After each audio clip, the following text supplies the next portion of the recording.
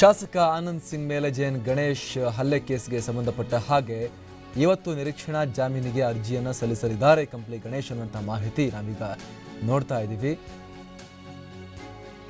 ಶಾಸಕ ಆನಂದ್ ಸಿಂಗ್ ಮೇಲೆ ಹಲ್ಲೆ ಪ್ರಕರಣಕ್ಕೆ ಸಂಬಂಧಪಟ್ಟ ಹಾಗೆ ಕಣ್ಮರೆಯಾಗಿದ್ದಾರೆ ಗಣೇಶ್ ಅವರು. ನಾನು ಆನಂದ್ ಅಣ್ಣಂಗೆ ಸತ್ಯವಾಗ್ಲೂ ಹೊಡೆದಿಲ್ಲ ಅಂತ ಹೇಳಿದಂತಹ ಗಣೇಶ್ ಅವರು ನಾಪತ್ತೆಯಾಗಿದ್ದಾರೆ.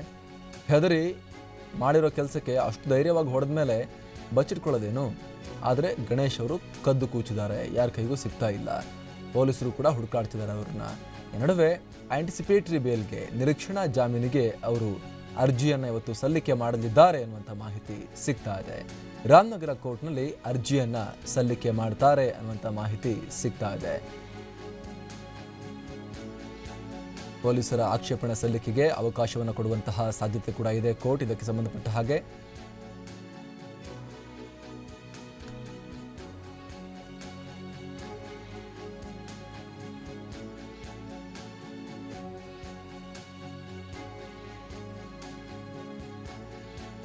ಗಣೇಶ್ ಬಂಧನಕ್ಕೆ ಪೊಲೀಸರು ತೀವ್ರ ಹುಡುಕಾಟವನ್ನ ನಡೆಸ್ತಾ ಇದ್ದಾರೆ. ಆದರೆ ಇನ್ನೂ ಆನಂದ್ ಸಿಂಗ್ ಎದ್ದು ಬಂದೇ ಇಲ್ಲ. ಚಿಕಿತ್ಸೆ ಪಡಿತಾನೆ ಇದ್ದಾರೆ ಅವ್ರಿಗಿನ್ನೂ ಗುಣ ಆಗಿಲ್ಲ. ಹೀಗಾಗಿ ಬೇಲ್ ಸಿಗೋದು ಬಹಳ ಕಷ್ಟ ಅನ್ನೋದು ಕೂಡ ಈಗ ಕಾನೂನು ತಜ್ಞರು ವ್ಯಕ್ತಪಡಿಸ್ತಾ ಇರುವಂಥ ಒಂದು ಅಭಿಮತ. ನಿರೀಕ್ಷಣಾ ಜಾಮೀನಿಗೆ ಇವತ್ತು ಅರ್ಜಿಯನ್ನ ಸಲ್ಲಿಸಲಿದ್ದಾರೆ ಆನಂದ್ ಸಿಂಗ್ ಮೇಲೆ ಹಲ್ಲೆ ಮಾಡಿರುವಂತಹ ಗಣೇಶ್ ಅವರು. ಅವರಿಗೆ ಬಂಧನದ ಭೀತಿ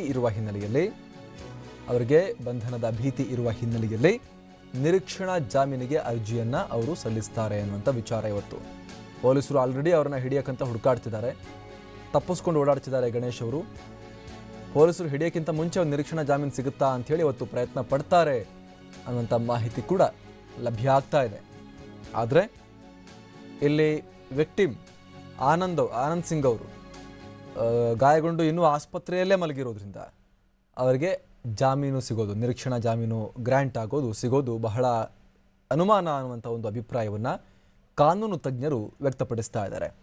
ಇದಕ್ಕೆ ಸಂಬಂಧಪಟ್ಟ ಹಾಗೆ ಮತ್ತಷ್ಟು ಮಾಹಿತಿಯನ್ನು ಕೊಡ್ತಾರೆ ನಮ್ಮ ಪ್ರತಿನಿಧಿ ಪ್ರಶಾಂತ್.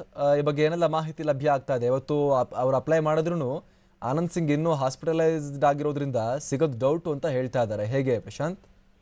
ಅಮರ್, ಶಾಸಕ ಆನಂದ್ ಸಿಂಗ್ ಹಲ್ಲೆ ಪ್ರಕರಣಕ್ಕೆ ಸಂಬಂಧಪಟ್ಟಂತೆ ಈಗಾಗಲೇ ಕಂಪ್ಲಿ ಶಾಸಕ ಜೆಎನ್ ಗಣೇಶ್ ವಿರುದ್ಧ ಬಿಡದಿ ಠಾಣೆಯಲ್ಲಿ ಪ್ರಕರಣ ದಾಖಲಾಗಿದೆ. 21ನೇ ತಾರೀಕು ಬಿಡದಿ ಠಾಣೆಯಲ್ಲಿ ಪ್ರಕರಣ ದಾಖಲಿರೋದು. ಯಾವಾಗ ಈ ಒಂದು ಪ್ರಕರಣ ದಾಖಲಾಯಿತು ಆ ನಂತರ ಕಂಪ್ಲಿ ಶಾಸಕ ಗಣೇಶ್ ತಲೆಮರೆಸ್ಕೊಂಡಿದ್ದಾರೆ. ಹೀಗಾಗಿ ಒಂದ್ ಕಡೆ ರಾಮನಗರ ಎಸ್ಪಿ ರಮೇಶ್ ಬಾನೂತ್ ನೇತೃತ್ವದಲ್ಲಿ 6 ವಿಶೇಷ ತಂಡಗಳನ್ನ ಕೂಡ ರಚನೆ ಮಾಡಲಾಗಿದೆ. ಪೊಲೀಸರು ಕೂಡ ತೀವ್ರ ಹುಡುಕಾಟವನ್ನು ಕೂಡ ಮುಂದುವರಿಸಿದ್ದಾರೆ. ಈ ಮಧ್ಯೆ ನಿರೀಕ್ಷಣಾ ಜಾಮೀನಿಗೋಸ್ಕರ ಗಣೇಶ್ ಸಾಕಷ್ಟು ಹರಸಾಹಸ ಪಡ್ತಾ ಇರುವಂತದ್ದು. ಇವತ್ತು ಅವರ ವಕೀಲರು ರಾಮನಗರ ಕೋರ್ಟ್ ನಲ್ಲಿ ಅರ್ಜಿ ಸಲ್ಲಿಸೋ ಸಾಧ್ಯತೆಗಳು ಬಹುತೇಕ ಹೆಚ್ಚಿರುತ್ತವೆ.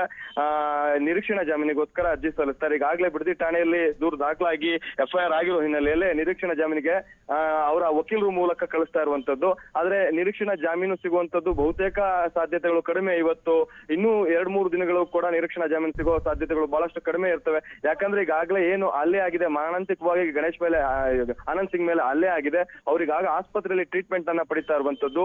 ಸಾಕಷ್ಟು ಚಿಕಿತ್ಸೆ ಕೂಡ ಮುಂದುವರಿಸಿದ್ದಾರೆ. ಈ ಎಲ್ಲಾ ಮಾಹಿತಿಗಳನ್ನ ಇಟ್ಕೊಂಡು ಒಂದ್ ಕಡೆ ಪೊಲೀಸರು ಕೂಡ ಅವರ ಸರ್ಕಾರಿ ವಕೀಲರು ಕೂಡ ಅಬ್ಜೆಕ್ಷನ್ ಹಾಕ್ತಾರೆ. ಇವರು ಏನ್ ಬೇಲಿಗೆ ಅಪ್ಲೈ ಮಾಡಿದ್ರು ಕೂಡ ಆ ಒಂದು ತಕರಾರನ್ನ ಸರ್ಕಾರಿ ವಕೀಲರು ಆಗ್ಬೇಕು. ಅಲ್ಲಿ ಸರ್ಕಾರಿ ವಕೀಲರು ಸಾಕಷ್ಟು ಈ ಒಂದೆಲ್ಲ ಮಾಹಿತಿಗಳನ್ನ ಕೂಡ ನೀಡ್ತಾರೆ. ಜೊತೆಗೆ ಗಣೇಶ್ ಶಾಸಕರಾಗಿರೋ ಹಿನ್ನೆಲೆಯಲ್ಲಿ ಅವರು ಸಾಕಷ್ಟು ಪ್ರಭಾವ ಬೀರೋ ಸಾಧ್ಯತೆಗಳು ಹೆಚ್ಚಿರೋ ಅಂಶಗಳನ್ನ ಕೂಡ ಅವರು ನ್ಯಾಯಾಧೀಶರ ಮುಂದೆ ಪ್ರಸ್ತಾಪ ಮಾಡ್ತಾರೆ. ಈ ಎಲ್ಲಾ ಹಿನ್ನೆಲೆಗಳಲ್ಲೂ ಕೂಡ ಬೇಲ್ ಸಿಗುವಂತದ್ದು ಸಾಕಷ್ಟು ಸಾಧ್ಯತೆಗಳು ಕಡಿಮೆ ಇರ್ತವೆ. ಆದ್ರೆ ಇವತ್ತು ಅವರ ವಕೀಲರು ಬಂದು ಅರ್ಜಿ ಸಲ್ಲಿಸೋ ಸಾಧ್ಯತೆಗಳು ಹೆಚ್ಚಿರ್ತವೆ. Amar, thank you Prashant.